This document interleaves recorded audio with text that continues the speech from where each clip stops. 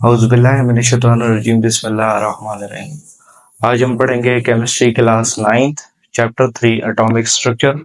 और इसमें आज जो हमारा टॉपिक है वो हमारे पास क्या है, radio activity. Radio activity, radio active isotopes इसमें पार्टिसिपेट्स करते हैं। और रेडियो एक्टिविटी क्या होती है? रेडियो एक्टिविटी किसी भी एक आइसोटोप जो कि रेडियो एक्टिव है उसके डीके को कहते हैं। वो डीके करता है, टूटता है, उसका न्यूक्लियस टूटता है और टूट के एक नए न्यूक्लियस में चेंज होता है। इसको हम कहते हैं रेडियो एक्टिविटी या रेडियो एक्टिव डीके।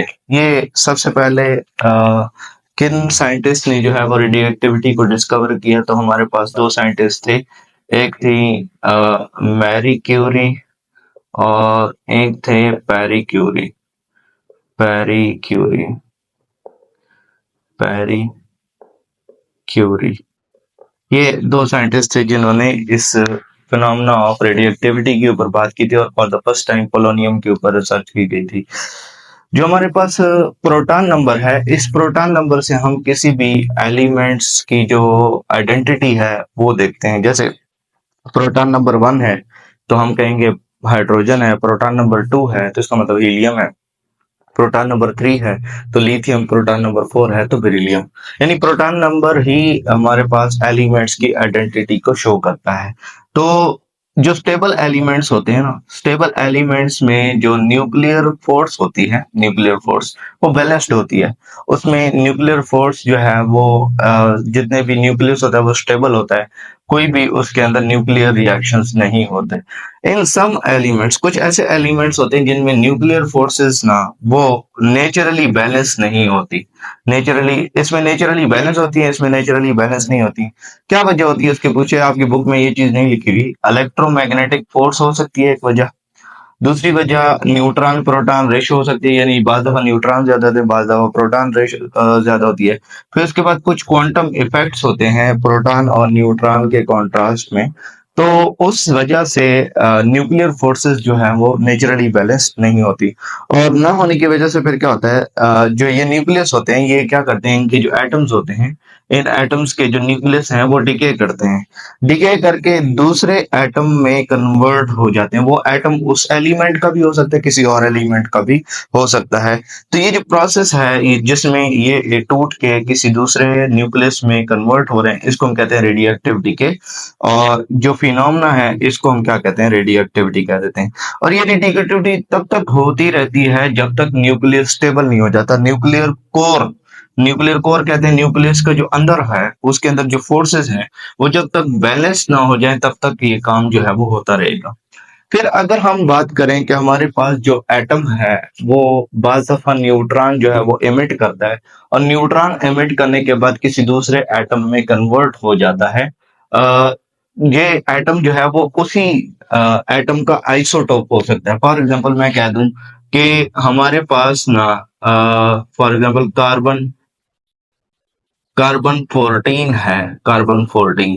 अगर ये एक न्यूट्रॉन को जो है वो एमिट करे तो एक न्यूट्रॉन एमिट करने के बाद क्या होगा, ये कार्बन जो है वो किस में कन्वर्ट हो जाएगा, कार्बन 13 में कन्वर्ट हो जाएगा। और साथ में एक न्यूट्रॉन जो है यहाँ से रिलीज होगा जिसका मास जो है वो 1 AMU होता है और इसका एटॉमिक नंबर जो है वो 0 होता है। यहाँ पे इसका भी जो है वो एटॉमिक नंबर 6 है, इसका भी एटॉमिक नंबर 6 है। यानी ये किसी दूसरे आइसोटोप में कन्वर्ट हो जाता है जब कोई एटम जो है वो न्यूट्रॉन एमिट करता है तो उसके जो हमारे पास मैस नंबर है उस मैस नंबर के अंदर 1 डिजिट कमी आती है, लेकिन जो एटॉमिक नंबर है वो सेम रहता है। यानी यहाँ पे भी 6 है, यहाँ पे भी 6 है, लेकिन एटॉमिक मैस जो है वो 1 डिजिट कम हो जाता है और न्यूट्रॉन जो है वो ऐसा रिलीज होता है न्यूक्लियस से। तो इसको भी हम डिके करते हैं, एक ये डिके होता है। वैसे बहुत सारे डिके होते हैं, सिर्फ दो का ही जिक्र आपकी बुक में है। और एक और होता है जिसमें क्या होता है कि एक प्रोटॉन रिलीज होता है। फॉर एग्जाम्पल हमारे पास आयोडीन है।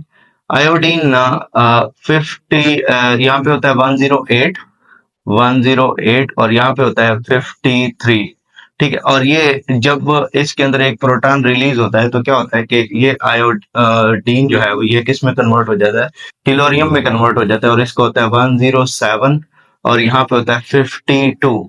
ठीक है, और साथ में एक प्रोटॉन जो है वो डिके करेगा। प्रोटॉन का मास भी 1 होता है और एटॉमिक नंबर भी वर्क होता है तो इसमें दोनों चीजों में एटॉमिक मास में भी और एटॉमिक नंबर में भी कमी आएगी, तो हम इसको कहते हैं प्रोटॉन डीके। और ये प्रोटॉन डीके जो है, इसमें से एक प्रोटॉन रिलीज होगा और प्रोटॉन रिलीज होने के बाद क्या होगा, एटम की जो आइडेंटिटी है वो भी चेंज हो जाएगी। तो रेडियो एक्टिविटी का मतलब ये है कि जब भी रेडियो एक्टिविटी होती है तो रेडियो एक्टिविटी की वजह से नंबर ऑफ प्रोटॉन में कमी हो सकती है, ज्यादा भी हो सकती है, कमी भी हो सकती है, ज्यादा भी हो सकती है। तो कोई भी एटम जो है वो बिल्कुल अपनी शनाख्त भी चेंज कर सकता है, यानी एक एटम बिल्कुल कंप्लीटली दूसरे एटम में कन्वर्ट हो सकता है, यानी आयोडीन जिस तरह टेलोरियम में कन्वर्ट हो गया।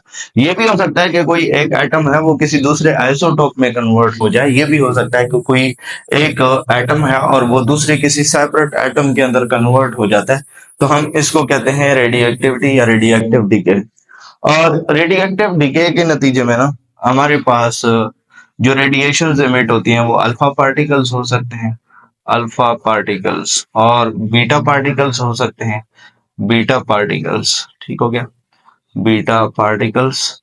और बीटा पार्टिकल्स के अलावा जो है वो हमारे पास गैमा पार्टिकल्स हो सकते हैं, गैमा पार्टिकल्स। ये सारे जो है वो जब रेडियोएक्टिव डीके होगा तो ये तीन तरह की रेडिएशन जो है वो रिलीज होंगी। फिर उसके बाद रेडियोएक्टिव डीके जो है वो कार्बन 14 का अगर देखा जाए, कार्बन 14 जो है नेचुरली एग्जिस्टेंस है इसकी। और कार्बन 14 जब डीके करता है और ये बीटा डीके करेगा, कौन सा डीके है ये बीटा डीके है। और जब ये बीटा डीके करता है तो बीटा रे जो है वो इमिट होती है, बीटा पार्टिकल्स इमिट होते हैं। प्लस हमारे पास ये जो कार्बन होता है ना, ये नाइट्रोजन में कन्वर्ट हो जाता है, यानी इसका एटॉमिक नंबर एक और बढ़ जाएगा, यानी ये 6 है ये 7 हो जाएगा, यानी इसमें प्रोटॉन की तादाद बढ़ जाएगी। और जो हमारे पास मास नंबर है वो सेम रहेगा, ये भी 14 है और ये भी क्या है 14 है। मास नंबर जो है वो उसका सेम रहेगा, लेकिन एटॉमिक नंबर जो है वो बढ़ जाएगा। साथ में इसमें बीटा पार्टिकल रिलीज होंगे और साथ में एंटी न्यूट्रिनो जो है वो रिलीज होगा। तो इसको हम कहते हैं बीटा डीके। और कार्बन 14 बीटा डीके करती है। और जब कार्बन जो 14 है वो नेचुरली एग्जिस्टेंस है इसकी, एटमॉस्फेयर में नेचुरली प्रेजेंट है।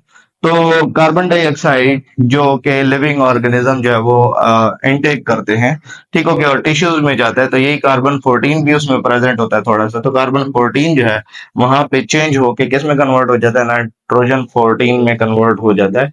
और इसके अलावा ये कार्बन डेटिंग में भी इस्तेमाल होता है। कार्बन 14 जो है ये हमारे पास कार्बन डेटिंग के अंदर भी इस्तेमाल होता है। Carbon 14 is used in carbon dating, carbon dating, ये कार्बन डेटिंग में भी इस्तेमाल होता है। फिर इसके बाद अगर यूरेनियम की बात करें तो यूरेनियम की आपकी बुक के अंदर लिखा होगा कि यूरेनियम का जो 238 वाला आइसोटोप है वो भी टाइम के एतबार से डिके करता रहता है, करता रहता है। और एक टाइम ऐसा आता है कि वो किस में कन्वर्ट हो जाता है, उसका न्यूक्लियस लेड में कन्वर्ट होता है, लेड के न्यूक्लियस जो कि स्टेबल न्यूक्लियस है। ये वाला न्यूक्लियस स्टेबल है, ये वाला क्या है, ये अनस्टेबल है, अनस्टेबल। ठीक है, और अनस्टेबल क्यों है, due to nuclear force, nuclear force की वजह से ये क्या है, अनस्टेबल है। और ये हमारे पास क्या है, ये स्टेबल है, स्टेबल न्यूक्लियाई है, स्टेबल न्यूक्लियस। और ये इसमें कन्वर्ट हो जाता है जब इसका रेडियो एक्टिव डीके होगा। तो ऐसे बहुत सारे बेशुमार जो है वो रेडियो एक्टिव एलिमेंट्स हैं, रेडियो एक्टिव एटम्स हैं जो कि डीके करते रहते हैं और उस दौरान में रेडिएशंस एमिट होती हैं और वो किस में कन्वर्ट हो जाते हैं, टोटली अपनी आइडेंटिटी भी बाल दफा चेंज कर देते हैं या किसी और आइसोटोप में कन्वर्ट हो जाते हैं। अगर आप इस चैनल पे नए आए हैं तो इस चैनल को सब्सक्राइब करें, वीडियो को लाइक करें, शेयर करें, कमेंट करें, अपने क्वेश्चंस कमेंट में लिखें। जो भी आपका क्वेश्चन है तो वो आप कमेंट में लिख के पूछ सकते हैं। Thank you so much.